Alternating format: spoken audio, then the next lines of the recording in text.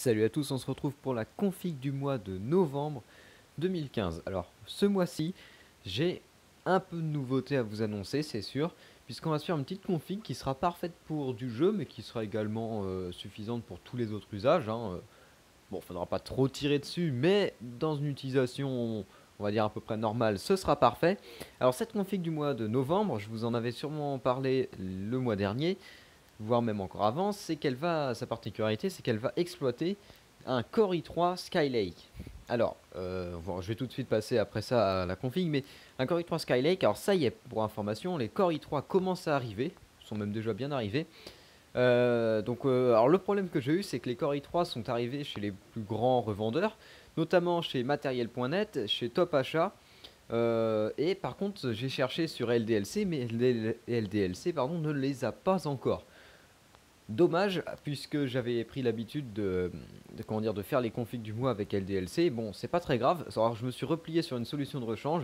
C'est Top Achat. Donc, ce mois-ci, vous aurez une config faite par Top Achat qui est un peu moins cher que correct au niveau du prix. Et comme ça, vous pourrez avoir les Core i3 de 6ème génération parce que ce sont pour le moment les seuls. Elle est partie des seuls à l'avoir. Bon, c'est bizarre d'ailleurs que LDLC, qui est pourtant le plus gros revendeur, ne l'est pas encore, ne les ait pas encore. Mais bon, ça va, ça devrait pas tarder. Donc on va tout de suite passer à la config. Alors la config, comme j'ai dit, elle exploitera un Core i3 6100. Alors le nouveau Core i3 6100, ce sera le petit de la famille, qui est plutôt pas mal. Pour les caractéristiques techniques du produit, hop, la fiche technique.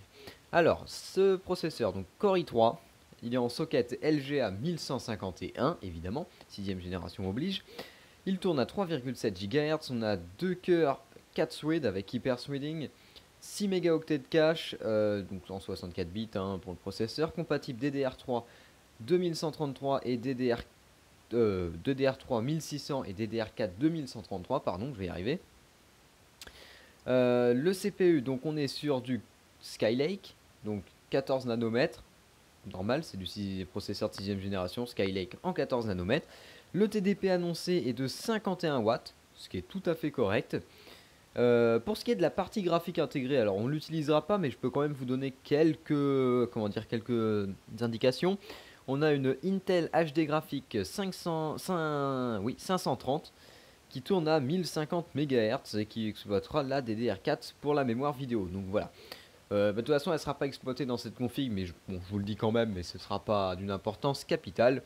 Le processeur est compatible évidemment avec toutes les dernières technologies, 64 bits, le VTX, je ne vais pas vous faire la description de vraiment tout ce qui est compatible parce que franchement, il y en aurait pour pas mal de temps. Donc voilà, un Core i3 6100, c'est le premier Core i3 de 6ème génération que je veux faire dans cette config du mois. Ce sera sans doute pas le dernier, il y en aura sûrement encore pas mal à venir. D'ailleurs, je vois ça, je sais même pas si j'ai pensé à vous dire la fréquence. Le processeur tourne à 3,7 GHz et il n'est pas overclockable, évidemment. Core i3 oblige, c'est pas encore prévu au programme chez Intel. 3,7 GHz. Sachez qu'il existe le 6200 à 3,8 GHz et le 6300 à 3,9 GHz. J'ai pris le 6100, pourquoi? Parce que c'est le moins cher, même s'il est déjà à 125 euros. Donc pour un Core i3, c'est déjà pas trop mal. Mais voilà, pour 3,7 GHz, c'est correct. En plus, apparemment, malheureusement, le bug a été réglé sur les cartes mères. Vous savez, il y a un bug qui permettait de légèrement overclocker les processeurs. Malheureusement, sur les Skylake et les corps, enfin tous les corps i3 tous les corps Intel de 6ème génération, le bug a été réglé. Ça venait du BIOS du BIOS et du chipset qui avait un problème. Alors en parlant de chipset justement, on va partir sur la carte mère. La carte mère c'est la même que le mois dernier. Il s'agit d'une MSI H170 Gaming M3 qui est plus adaptée je trouve encore à cette config. Pourquoi? Parce que là, le mois dernier, donc je vous ai mis j'ai mis un Core i5 dedans. Donc bon, c'était un peu juste, on va dire qu'un gros Core i5 dans une carte mère comme ça, même si la carte mère est loin d'être mauvaise. Mais voilà, mais ce coup-ci, ça ira parfaitement avec un Core i3. Donc la H170 Gaming M3, c'est une carte mère gamer, comme vous pouvez le voir. Elle exploite donc le chipset H170, socket 1151 évidemment, compatible DDR4. Elle possède 2 ports PCI Express 16X, 3 ports PCI Express, PCI tout court, et 2 ports PCI Express 1X, si je vois bien ce que je vois. Alors, je vais vous dire tout de suite si j'ai pas raconter de bêtises. Alors oui, parce que je connais pas tout par cœur, hein, pour information. Donc oui, 2 PCI Express 3.0 16X, 2 PCI Express 3.0 1X et 3 PCI. C'est exactement ce que j'ai dit. Alors attention, par contre, vous serez un peu limité, il me semble, avec les débits, notamment avec les PCI Express 16X, enfin oui, avec les deux, pour le SLI et tout le bazar, mais bon, ça dépend du chipset, et puis si vous voulez vraiment vous faire du SLI et tout, vous pouvez vous renseigner. La carte, donc chipset socket 1151, donc elle supportera tous les processeurs de 6ème génération, au moins, peut-être ceux de 7ème, mais on ne sait pas pour le moment. Donc les Core i3, les Core i5, les Core i7, les Pentium et les Celeron, tout ça, ça ira, donc vous pourrez sans problème upgrader dans quelques années votre config pour passer d'un Core i3 à un Core i5, voire à un Core i7 si vous le souhaitez. La carte mère, donc on a 4 slots de DDR4, donc pour 64 Go maximum de RAM. La DDR4 elle est supportée jusqu'à la DDR4 1133, donc c'est un peu bas pour de la DDR4, mais bon, tant pis. Bon, ça j'ai déjà dit. La carte mère, à l'arrière pour ce qui est des ports graphiques intégrés, on a un DVI D et un HDMI. Voilà, mais bon, si vous utilisez l'IGP. La carte est compatible Crossfire, elle n'est pas compatible SLI d'ailleurs, je crois, donc c'est pour ça que ça. On va dire les problèmes, les histoires de PCI Express 3.0 16X avec les histoires de fonctionnement 8X et tout le bazar seront calmées, puisque de toute façon la carte n'étant pas compatible SLI, ça limite déjà un petit peu. Donc on est sur du H170, on a 6 ports SATA 6 Gigabits, un port M2 qui est câblé en PCI Express 3.0 16X et en SATA 6 Gigabits, donc tous les SSD rentreront dedans. Il supporte le NVM Express, donc il est câblé en 4X, un PCI Express 3.0 en 4X avec support du NVM Express. On a un port external SATA, la carte mère supporte évidemment le RAID 0, le RAID 1, le RAID 5 et le RAID 10. Voilà, donc c'était tout pour, pour le stockage. Pour l'USB maintenant, on a 6 ports USB 3.0 et 6 ports USB 2.0. Pour dire qu'il y a de quoi faire. Audio, on a un chipset audio Realtek ALC 1150, donc avec son 7.1 et une sortie SPDIF. Le réseau, on a un contrôleur e-killer, donc une E2400. Donc voilà, pour contrôleur réseau, donc 1 gigabit seconde et tout le bazar. La carte à l'arrière, donc pour tout ce qui est la carte, on a évidemment tout ce que je vous ai dit jusqu'à présent. Est-ce que j'en ai oublié? On a, alors, à l'arrière de la carte, on a un port PS2 pour les vieux claviers, enfin les vieux, pas forcément, ça se revient à la mode, c'est connectique, mais un port PS2 quoi pour les claviers souris. 4 ports USB 2.0, un port DVI-D, un port HDMI, 4 ports USB 3.0, le port RJ45, la sortie SPDIF optique et les 5 jacks pour le son. Voilà, c'est tout ce que j'ai à dire.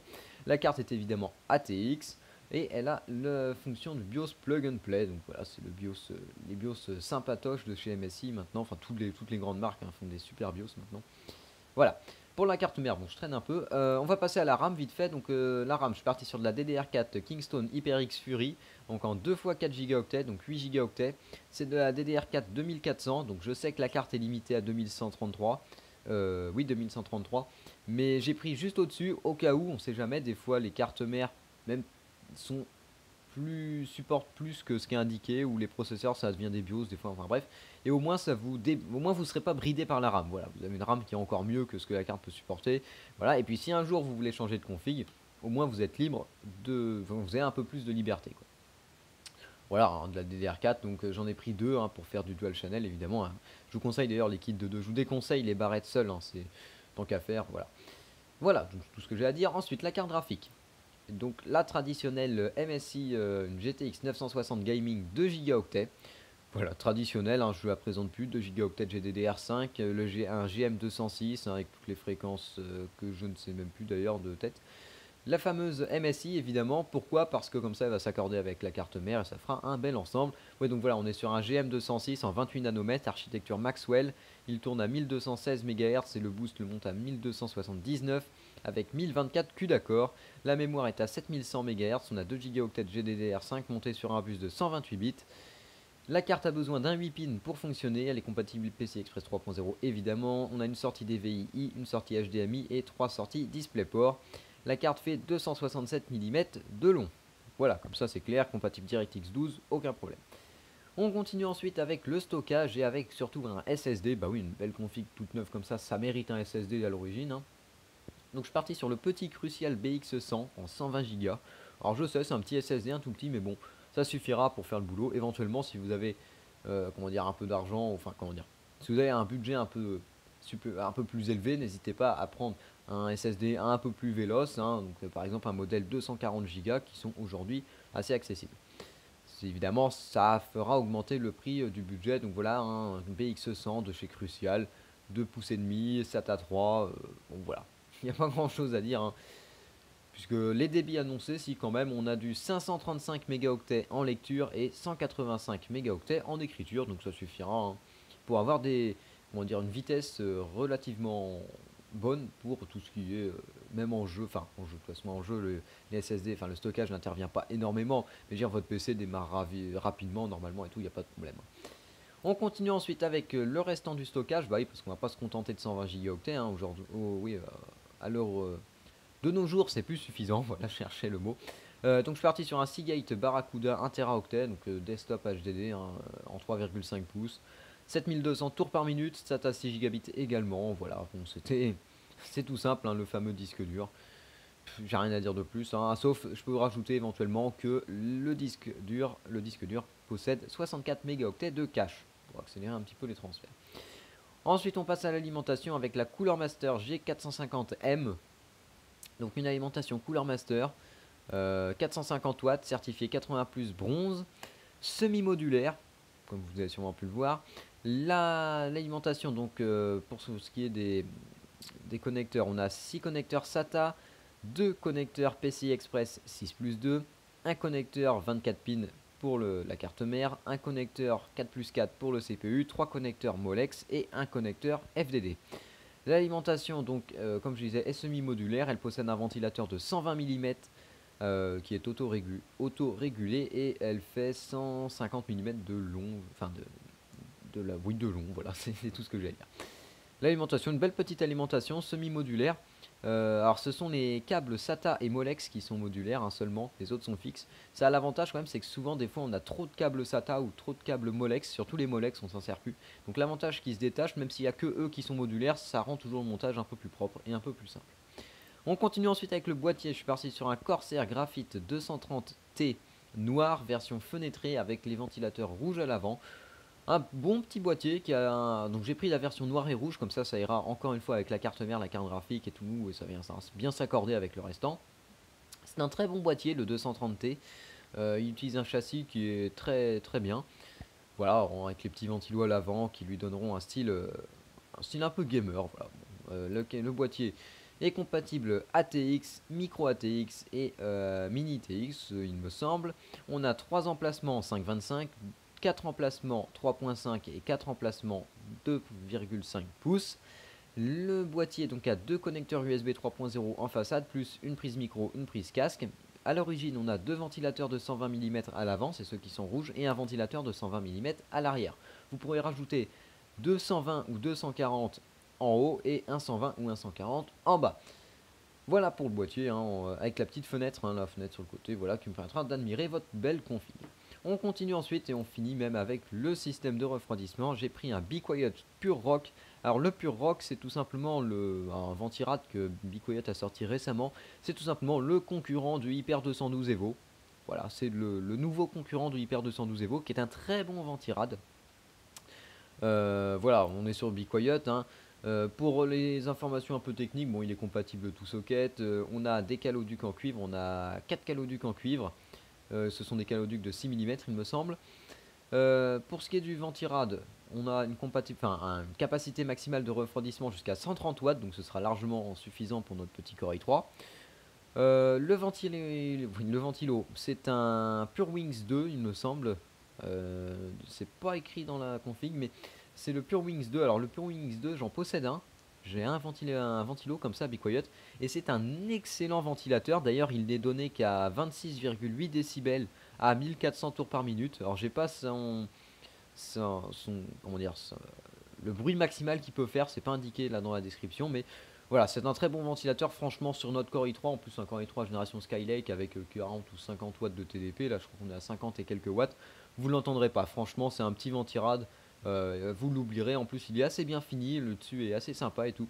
Donc voilà, un bon petit ventirad de chez Bicoyote qui fera largement le boulot qu'on lui demande du moment que vous tapez pas sur un gros Core i7 ultra haut de gamme. Vous pourrez toujours le remplacer si vous décidez de changer de système de processeur. Voilà, c'est tout pour la config du mois de novembre, une bonne petite config en Core i3. Le prix total, alors d'ailleurs je me suis un peu arrêté en cours de route. Enfin bref, vous regarderez éventuellement là. Vous regarderez le lien que je vous mets dans la description. Donc pour aller sur le site Top Achat avec le système Configomatic, parce que bah, malheureusement, comment dire, Matériel.net ne fait pas de partage de panier, n'importe quoi.